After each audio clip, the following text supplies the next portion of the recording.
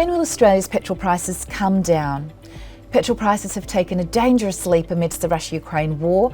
The cost of living has been gravely affected by soaring inflation levels due to supply chain constraints. However, as cheaper fuel becomes a distant reality, the Australian government has stepped in at the 11th hour and cut the fuel excise tax. Please subscribe to the channel. Sage here for kalkinemedia.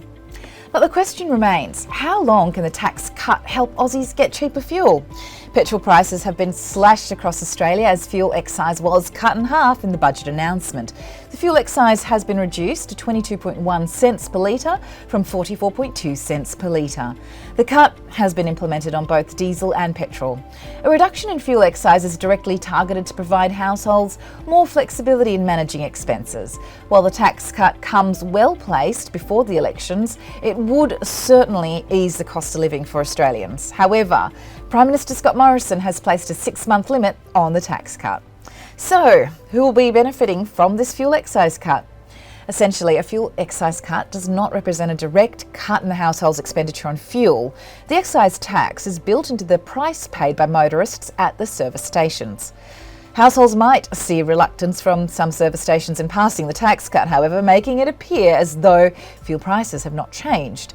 In an announcement, Treasurer Josh Frydenberg stated what it might take, and it might be 2 weeks or more before the tax cut is passed on to the consumers. Retailers could be hesitant to immediately pass on the lower prices as they might have bought their existing stock at higher prices. So to offer lower prices, retailers might first clear their more expensive stock to prevent those losses. If retailers purchase oil at a cheaper rate, they would be able to pass on lower prices to consumers. So what happens if fuel excise cuts are not passed on? The Australian Competition and Consumer Commission, or ACCC, ensures that these excise cuts reach the consumers as early as possible. ACCC's chair, Gina Cass-Gottlieb, stated that the Commission expects fuel retailers will pass the cut as existing petrol stock levels are used up. If the retailers fail to pass on lower prices to consumers, they could face prosecution by the ACCC. The ACCC has planned to impose full force of the law on retailers who do not abide by the rules. And additionally, ACCC will not tolerate false and misleading statements about fuel prices, taking appropriate enforcement action against the wrongdoers. Thus, consumers must be aware of the ongoing prices while staying mindful of the tax cut announcements. Bottom line, oil prices, which are the threshold for fuel prices, have been on an incline even before the Russia-Ukraine war. However, the war has exacerbated the ongoing price hike. While Australia is not a direct importer of oil from Russia, it has been impacted by rising oil prices worldwide. The government introduced measures could provide some relief to households, but at the cost of lower investments.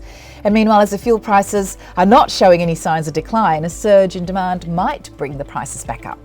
The sanctions on Russian oil have transformed into a long-term ordeal that might need intensive policy reforms. If you like this information, please let us know by liking, sharing, commenting on the video below, and subscribe to the channel. Press the bell icon, you'll be notified of the latest videos from Kalkine. For more articles, head to the website, it's kalkinemedia.com. Sage here for Kalkinemedia.